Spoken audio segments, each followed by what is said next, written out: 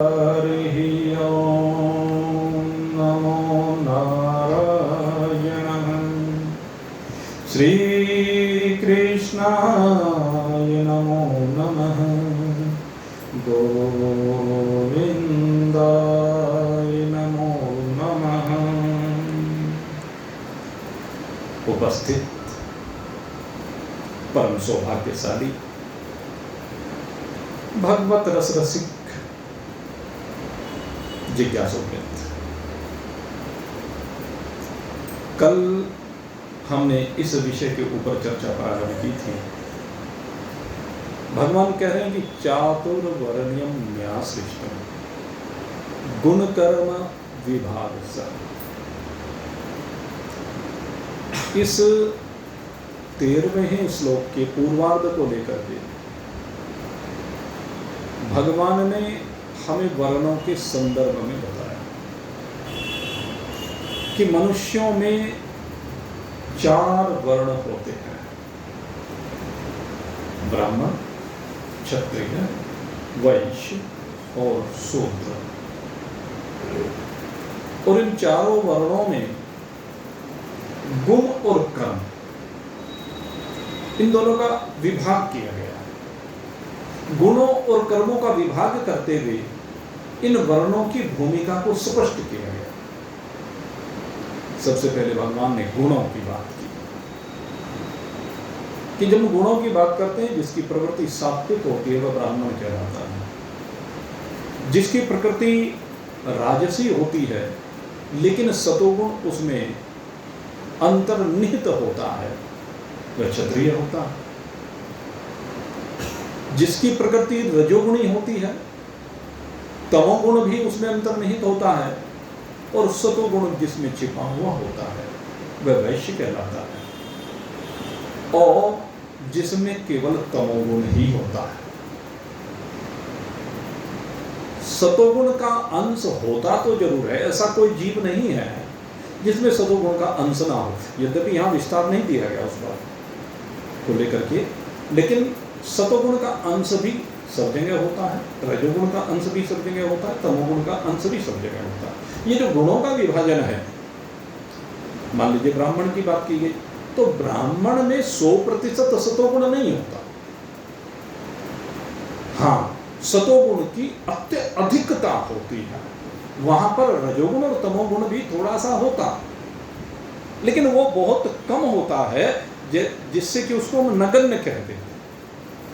जैसे अगर यदि हम गंगा जी के जल को देखें तो जो गंगा जी का जल हमें बद्रिकाश्रम में, गंगोत्री में, केदारनाथ में दिखाई देता है, मंदाकिनी के रूप में, भागीरथी के रूप में या अलकनंदा के रूप में, वह जल बिल्कुल निर्मल दिखाई देता है। लेकिन अगर यदि तीनों जगह पर उस जल का हम अवलोकन करें, थोड़ा सा जल हाथ में लेकर के देखें, पात्र में लेकर के देखें, तब गहनता से देखने पर हमें दिखाई देगा कि उस जल में भी कुछ मैल मिला हुआ है। तो ठीक इसी प्रकार से ब्राह्मण में भी कुछ तमोगुण और कुछ रजोगुण मिला हुआ होता है, लेकिन वो सतोगुण उन दोनों को दबा लेता है। ये गुण विभाग का एक महत्वपूर्ण अध्याय है जिसको हमें समझना है। फिर मान लीजिए ब्राह्मण भी अनगिनत है, एक ब्राह्मण नहीं है। अब अगर यदि जनसंख्या को देखने लगे इस धरा पर तो करोड़ों ब्राह्मण हैं। अब करोड़ों ब्राह्मणों में भी किन्हीं 2 ब्राह्मण के गुण एक जैसे नहीं हो सकते। तो ये सम्मिश्रण इस प्रकार से होता है, इसमें हमें मैथमेटिक्स का सहारा लेना होता है। और मैथमेटिक्स का सहारा लेते हुए हम इसको किस प्रकार से कह सकते हैं, अगर यदि हमें करोड़ों लोगों को गुणों के आधार पर निरूपित करना है और अलग अलग प्रकार से निरूपित करना है तो हमें मैथमेटिक्स की शरण में जाना पड़ेगा।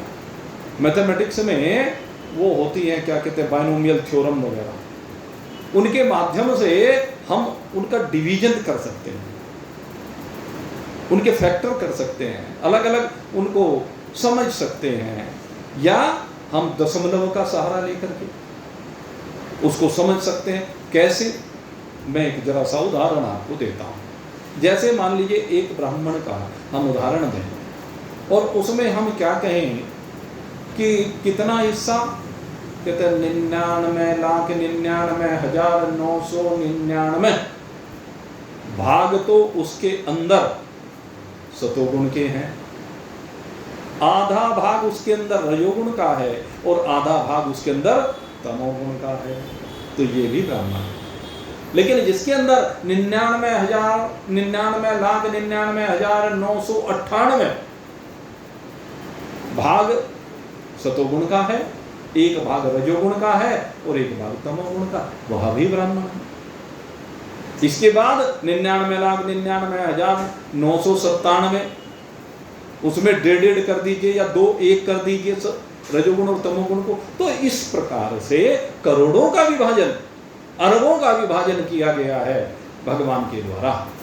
ये जब उल्टा हो जाता है, अब जब मैं शूद्र की बात करने लगूं तो शूद्र में उल्टा हो जाता है, उसमें तमोगुण 99,99,999 और आधा भाग रजोगुण और आधा भाग सतोगुण।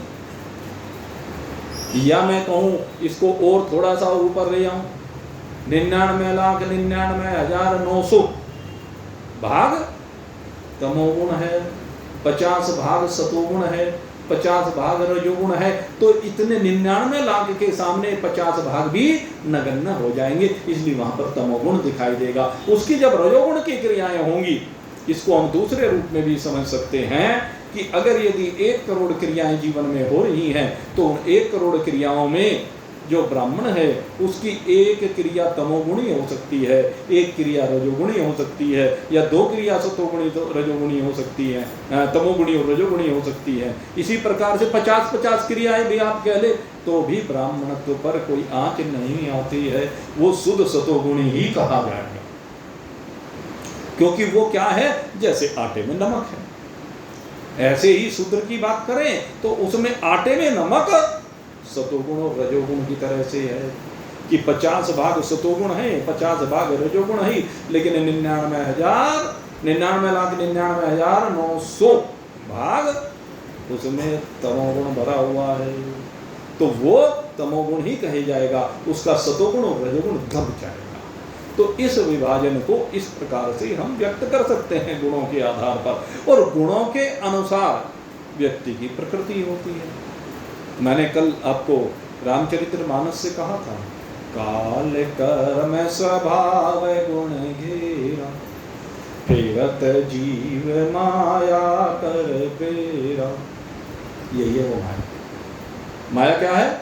ये प्रकृति के जो गुण मैंने आपको बताए हैं, यही माया है, और इसी माया के अधीन होकर के वो कार्य करता है।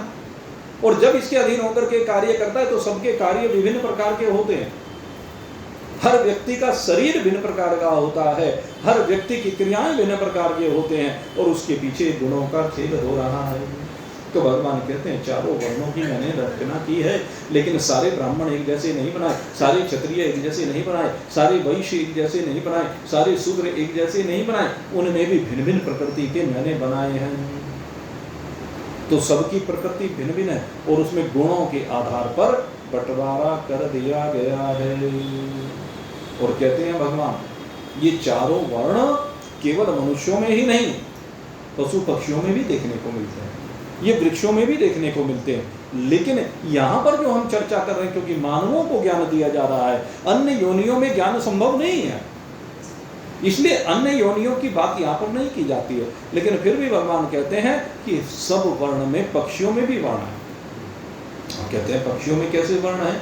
कहते हैं जैसे कबूतर होता है, कबूतर को ब्राह्मण वर्ण का माना जाता है। आपको बताया, कबूतर को इसलिए कहा जाता है, जिसके घर में कबूतर का वास होता है ना, वो बड़ा लाभकारी होता है। किसी के घर में कबूतर पले हुए हो ना, तो आपको बता देता हूँ, जिसके घर में कबूतर रहते हैं ना, समझ लीजिए उसके घर में से धन का कभी कमी नहीं हो सकती। ये एक शास्त्र का नियम है। कबूतर रहते ही वहां पर हैं, जहां रहते हैं वहां पर धन की प्रचुरता हो जाती है उस घर में। ये कबूतर की पहचान है। और कहते हैं जैसे बाज होता है, बाज होता है भाई, बाज लड़ने में बड़ा माहिर होता है, तो उसको क्षत्रिय वर्ण का पक्षी कहा जाता है। इसलिए क्योंकि लड़ता है। तीसरे का जैसे चील होती है, कहते हैं चील को वैश्य वर्ण का कहा गया। और एक होता है कौवा। तो ये जो कौवा होता है ये भाई सबसे भयंकर प्राणी होता है। कौवे जैसा प्राणी दूसरा नहीं होता, सबसे दुष्ट प्रकृति का कौवा कहा गया है।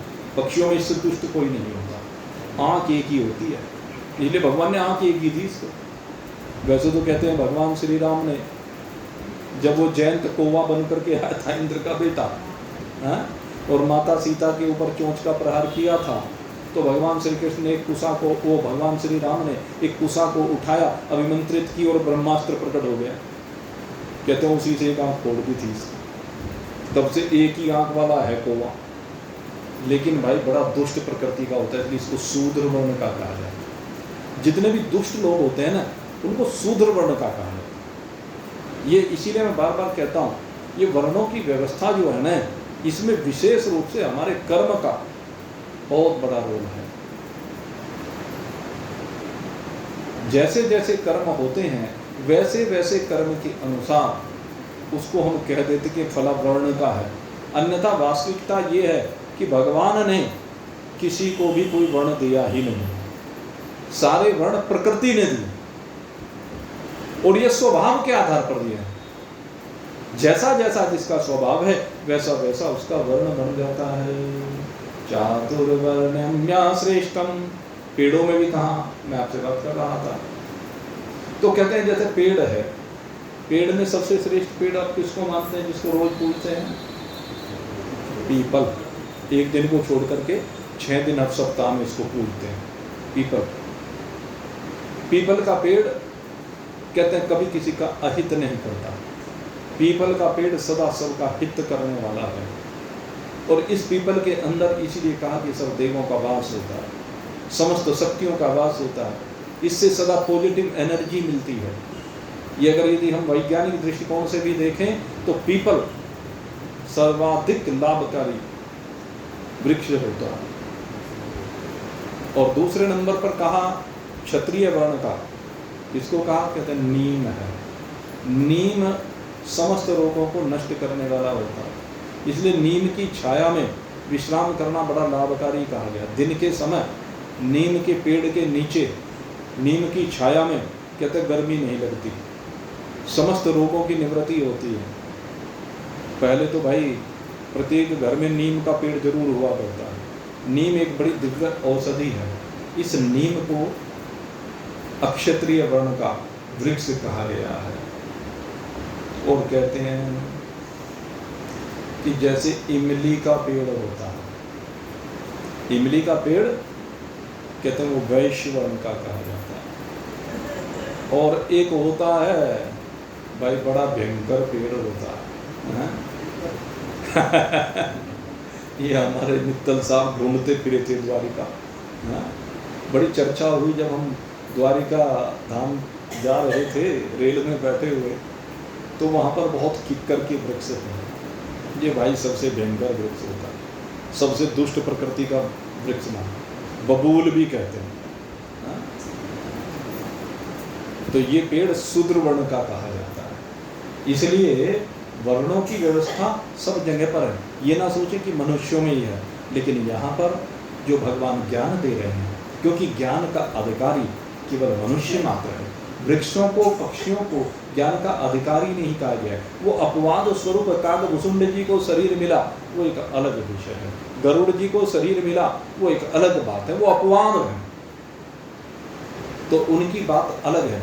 लेकिन सामान्यतः पशु, पक्षी, कीट, पतंग, जलचर, नभचर, थलचर, ये जितने भी हैं कहते हैं इनमें जो है केवल मनुष्य मात्र ज्ञान का अधिकारी है, क्योंकि बुद्धि ही तेषाम् अधिको विशेष है। क्योंकि इस मनुष्य शरीर में भगवान ने बुद्धि विशेष रूप से अधिक दी है, और ये बुद्धि दे करके कहा है कि तू कर्म किए जा। इस मनुष्य को कहा कि कर्मण्यवाधिकारस्ते मा फलेषु कदाचन, कर्म करने में तेरा अधिकार है, लेकिन फल में तेरा अधिकार नहीं है। जो हमारा कर्म चक्र आता है, उस कर्म चक्र में फल की जो व्यवस्था है वो भगवान ने अपने हाथ में ली हुई है। या कह लीजिए फल का अधिकार उन्होंने अपने पार्षदों को सौंपा हुआ है। जैसी करनी वैसी भरनी। जैसा जैसा व्यक्ति कर्म करता है वैसा वैसा समय समय पर फल उसको मिलता है। और ये फल ये नहीं कि हमारी चाहत के अनुसार जब हम चाहें उस समय हमें फल मिले, नहीं भाई, ये हमारे हाथ में नहीं है। किस काल में मिलेगा ये व्यवस्था परमात्मा ने कर रखी है। किस देश में मिलेगा, कर्म हमने यहाँ इस देश में किया लेकिन उसका फल किस देश में मिलेगा ये व्यवस्था भी भगवान ने अपने हाथ में ली हुई है। तो देश की बात, काल की बात और परिस्थितियां, कहते हैं किन परिस्थितियों में मिलेगा, क्योंकि परिस्थितियां पता नहीं होती। भगवान किस कर्म का फल किन परिस्थितियों में दे। 3-4 दिन से बड़ी जबरदस्त वर्षा हो रही है, यहाँ से बहुत से सैलानी गए और वहीं फंस गए, और कुछ सैलानी वहीं पर भगवान जी को प्यारे भी हो गए, बड़ी दुर्गति हुई। तो क्या है, भगवान ने व्यवस्था क्या कर रखी थी, कहते तुम्हारे शरीरों की निवृत्ति वहां पर होगी। तो कर्म का फल जीव को वहीं ले जाता है जहां पर उसको भोगवाना होता है। और ये हम जीवन में अनेक बार देखते हैं, अनेक बार ऐसी विषम परिस्थितियां हम देखते हैं जिनकी कल्पना नहीं की जा सकती, और ऐसी अनुकूल परिस्थितियां भी देखते हैं उनकी भी कल्पना नहीं की जा सकती। बिल्कुल प्रदेश में गए हुए विपत्ति आ जाए और उस विपत्ति में कोई ना कोई हमारा ऐसा सहायक बन करके आ सकता है कि जो यहाँ भी नहीं हो सकता लेकिन वहाँ मिल जाता है। ऐसा हमने तो भाई अनेक बार देखा है और आपने भी अपने जीवन में बहुत बार देखा होगा। इसलिए कर्म और कर्म का फल, ये दोनों चीज, इन दोनों की व्यवस्था भगवान ने अपने हाथ में ली है। और भगवान इसीलिए कहते हैं कर्मण्येवाधिकारस्ते, कहते हैं देश काल परिस्थिति के अनुसार, अपने स्वभाव के अनुसार, अपने वर्ण के अनुसार तुझे कर्म करना चाहिए। और कहते हैं यहाँ 3 प्रकार के प्राणी होते हैं। प्राणी तो वैसे मैं 2 ही प्रकार के कहूँगा, तीसरे को तो हम प्राणी नहीं कह सकते, लेकिन हमारे बीच में आकर वो भी प्राणधारी सा लगता है। और उनके तीनों के जो कर्म हैं वो भिन्न प्रकार से व्यक्त किए जाते हैं। एक तो है आम सांसारिक व्यक्ति। आम सांसारिक व्यक्ति फल की इच्छा को लेकर के, कामनाओं को लेकर के, संसार में आसक्त होकर के, मोहों से संयुक्त होकर के जब कर्मों को करता है और उनके फलों की लालसा करता है तो उनके द्वारा की गई ये क्रिया, ये कर्म कहलाती है। ये है कर्म। जब फल की आसक्ति को लेकर की जाती है तो कर्म बन जाता है, और जब कर्म बन जाता है तो कर्म का फल भी जरूर बनता है, क्योंकि जैसा कर्म करेगा वैसा फल देगा भगवान। कर्म के अनुसार कर्म का फल अवश्य नहीं मिलेगा। लेकिन दूसरी बात कही कि कर्म के बाद बात करते हैं क्रिया की। कहते जब कर्म में आसक्ति ना हो, कर्म के फल में आसक्ति ना हो, प्रकृति के गुणों में व्रतते हुए कर्मों के जनक बन जाए, क्रियाओं के जनक बन जाए, तो उसको हम क्रिया कहते हैं। और इन क्रियाओं में अपना मैंपना जुड़ा हुआ नहीं होता, अपनी आसक्ति जुड़ी हुई नहीं होती है, अपनी लिप्तता नहीं होती है, तो ये क्रिया कहलाती है। और ये क्रियाएं कहाँ देखने को मिलती हैं? कहते हैं महान पुरुषों में देखने को मिलती हैं। और ये स्वाभाविक क्रियाएं क्या होती हैं, इनको आप छोटे से विषय के आधार पर समझ सकते हैं। जैसे आप अपनी आंखों को देखें, प्रतिक्षण जब सोए हुए ना हो, जागृत अवस्था में शरीर हो, तो आंखों का बारंबार बंद होना और खुलना। कितनी बार आंखें खुलती हैं, कितनी बार आंखें बंद होती हैं, जरा चिंतन करके देखिए। कहते क्रिया स्वतः हो रही है, जब क्रिया स्वतः हो रही होती है तो ये क्रिया कहलाती है। और यही महान पुरुषों की विशेषता है कि महान पुरुषों की क्रियाएं भी प्रकृति के गुणों के द्वारा स्वतः होती हैं। महान पुरुष क्रिया नहीं करते क्योंकि वहां असंगता होती है, वहां कोई चिपकाव नहीं होता, वहां कोई आसक्ति नहीं होती है। ये महान पुरुषों की बात है। जैसे हृदय धड़क रहा है, आप धड़का नहीं हो कि स्वयं धड़क रहा है, चिंतन कर। हृदय को धड़काने वाला कौन? हृदय को धड़काने वाली है प्रकृति। और हम उस प्रकृति के कार्य में जब भी अवरोध उत्पन्न करते हैं तो हृदय गड़बड़ कर जाता है। अवरोध किसने उत्पन्न किया? हम। हृदय में जो कहते हैं वे नसें जिनमें से ब्लड का प्रवाह हो रहा है, क्या कही जाती है? वाल्व है शायद, 3 वाल्व होती हैं, क्या कहते हैं? तो उन तीनों में क्या है? रक्त का प्रवाह हो रहा है। लेकिन हम अपने दूषित खान पान के द्वारा, हम इस जीव के स्वाद के कारण जब अनाप शनाप वस्तुओं को खाते हैं, स्वाद के वशीभूत होकर उनमें आसक्त होकर के उन वस्तुओं को खाते हैं, तो क्या होता है? उन वस्तुओं का मल इन रक्त वाहिनियों में, रक्त कोशिकाओं में जमा हो जाता है। और वो जब हद से ज्यादा जमा हो जाए, अत्यधिक जमा हो जाए, तो क्या होता है? ब्लॉकेज हो जाती है। तो किसने अवरोध उत्पन्न किया? हमने किया है। इसलिए भगवान बारंबार कहते हैं कि अपने भोजन को शुद्ध करो। और ये ब्लॉकेज केवल इस वजह से नहीं होती, और भी कारण बढ़ जाते हैं। एक कारण क्या है? तनाव। तनाव भी एक बहुत बड़ा कारण है। तनाव जो है ना, नस को ऐसे दबा देता। नाली में एक तो कूड़ा जम गया, उस कारण से बंद हो गई। एक किसी ने नाली को ऊपर से दबा दिया, तब भी तो बंद हो गई। होगी कि नहीं होगी? ये जो तनाव है ना, ये नस को दबा लेता है। और तनाव का कारण क्या है? हमारी संसार में लिप्तता, हमारा संसार में चिपकाव, हमारा संसार को संग्रह करने की गति, ये संसार को अत्यधिक जोड़ने की जो प्रकृति है, उसके कारण से धर्म अधर्म को हम नहीं देखते हैं, पाप पुण्य को नहीं देखते हैं। और जो जी में आता है सो करते हैं, कहते हैं। और ये कहते हैं ना शब्द, बस सबसे खतरनाक ये है। इस हार्ट की ब्लॉकेज में सबसे बड़ा रोल इसका होता है। हम अपने घरों के वातावरण को सात्विक नहीं बनाते हैं। उसके पीछे हमारी कामनाएं हैं, इच्छाएं हैं, वासनाएं हैं, तृष्णाएं हैं। माँ बाप का माल सबको चाहिए, चाहिए कि नहीं चाहिए? सबकी प्रवृत्ति है। अच्छा, माँ बाप अपना माल किसे देके जाते हैं? किसी गैर को देके जाते हैं क्या? अपनों को ही तो देके जाएंगे। तसल्ली क्यों नहीं रखते? धैर्य क्यों नहीं रखते? परेशान क्यों हो रहे हो? और फिर तुम निठल्ले हो क्या? अपने आप को सबसे ज्यादा होशियार समझने वाला व्यक्ति, कहते हम सबसे ज्यादा बुद्धिमान हैं। अरे माँ बाप का अगर माल पाना है तो उनकी सेवा भी तो करना सीखो। सीधी सी बात है।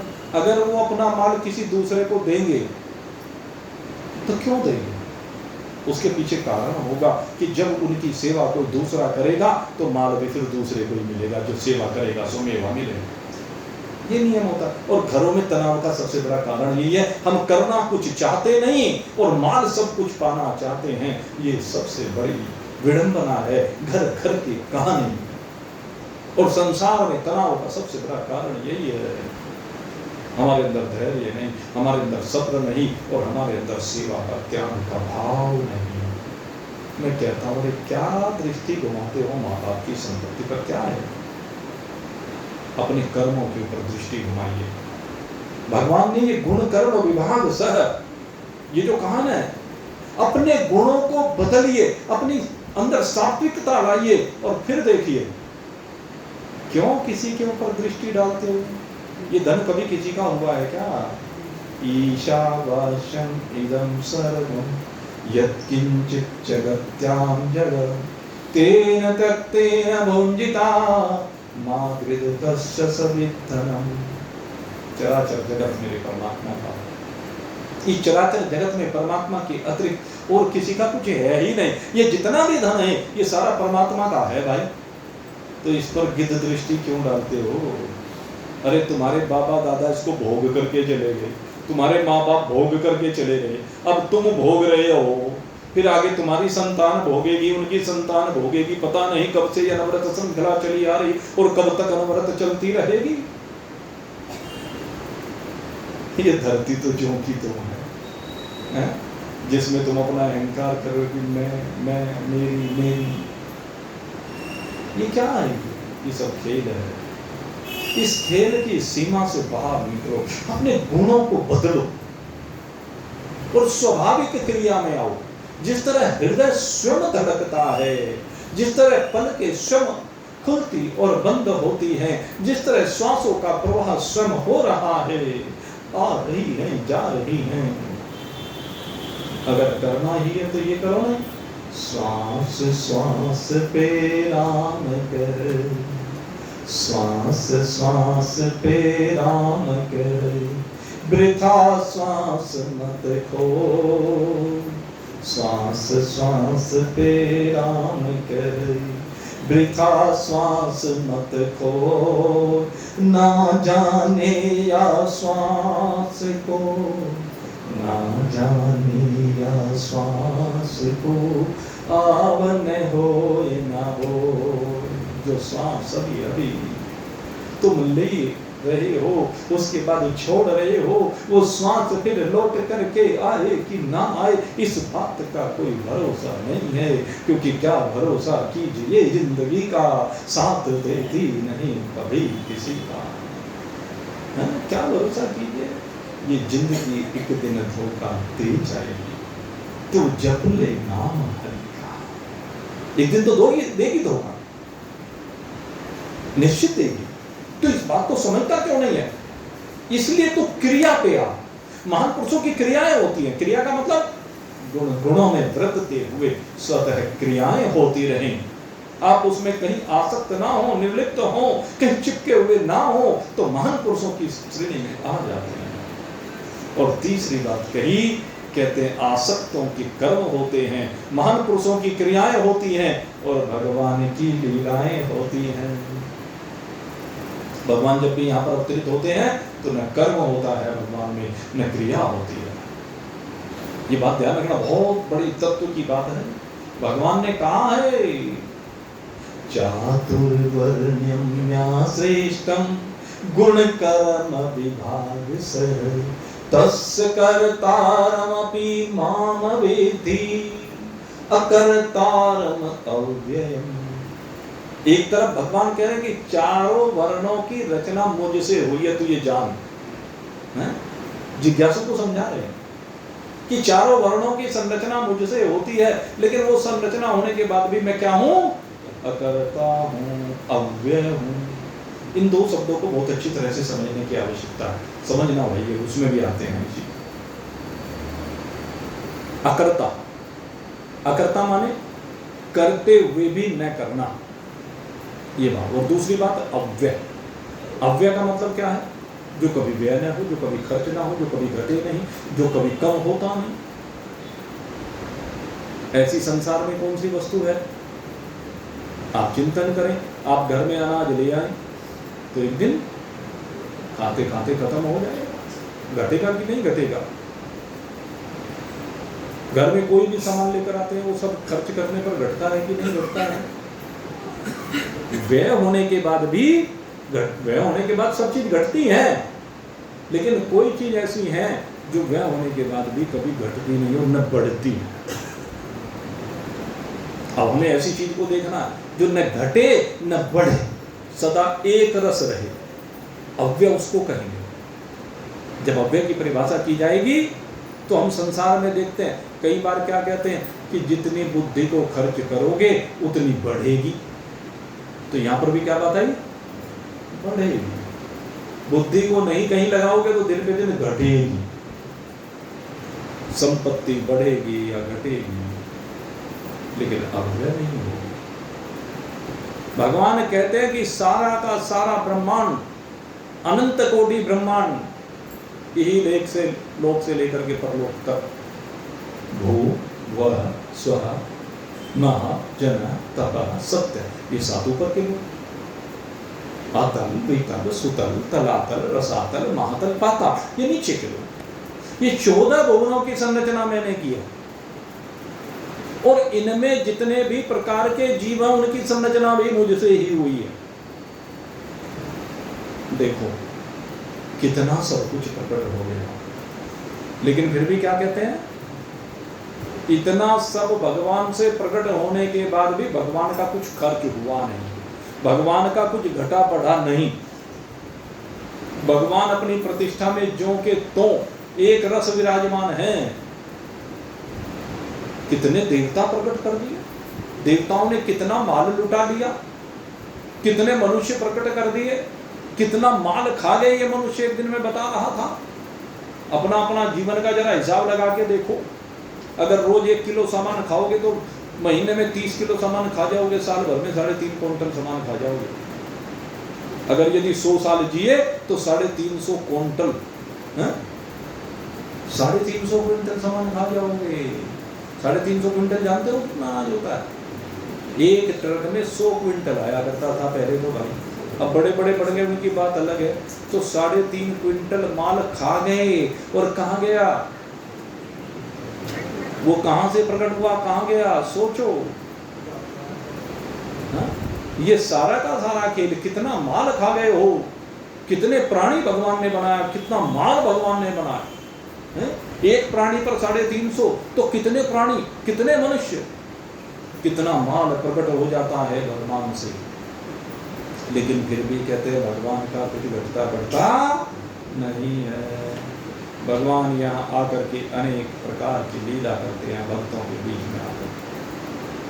वो जन्मने की लीला भी करते हैं, मरने की लीला भी करते हैं, वो लेने की लीला भी करते हैं, देने की लीला भी करते हैं, वो सब प्रकार की लीलाएं करते हैं। लेकिन फिर भी वो अकर्ता हैं, फिर भी वो अव्यय हैं। आप चिंतन करके देखो, जब से धरा पर भगवान प्रकट होते हैं कितने असुरों का संहार करते हैं, लेकिन कहीं भी अहम नहीं है। भगवान के अव्यय होने का कारण क्या है? कहते कहीं भी जरा सा व्यक्ति मात्र अहंकार नहीं है, कहीं जरा सी ईगो नहीं है, कहीं जरा सा मैंपन नहीं है कि मैं करता हूं। भगवान के अंदर कहीं भी ये भाव नहीं है, करता अहम तिर्मन्यते, ये जीव का भाव है। जीव कहता है कि मैं करता हूं। जीव ने अगर थोड़ा सा भी काम कर दिया तो सब जगह पर प्रचार कर दिया है? देखो प्रचार करने का आप क्या कर रहे हैं, अब नाम तो क्या दूं मैं।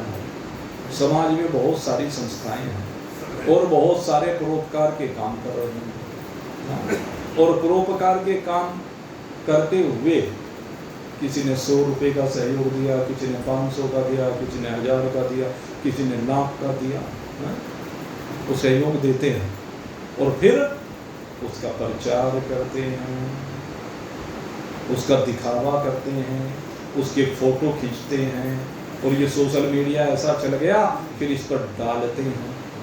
तो ये क्या है? ये कर्तापने का भाव है। इसको कहते हैं कर्तापने का भाव। दूसरे को प्रेरित करने के लिए आप किसी वस्तु का प्रदर्शन करें समाज के स्तर पर, वो उपयुक्त कहा गया है, सही कहा गया है। लेकिन अपने को दिखाने के लिए कि मैं इतना सात्विक हूँ, मैं इतना धार्मिक हूँ, मैं इतना परोपकारी हूँ, तो यह अहंकार का प्रतीक है।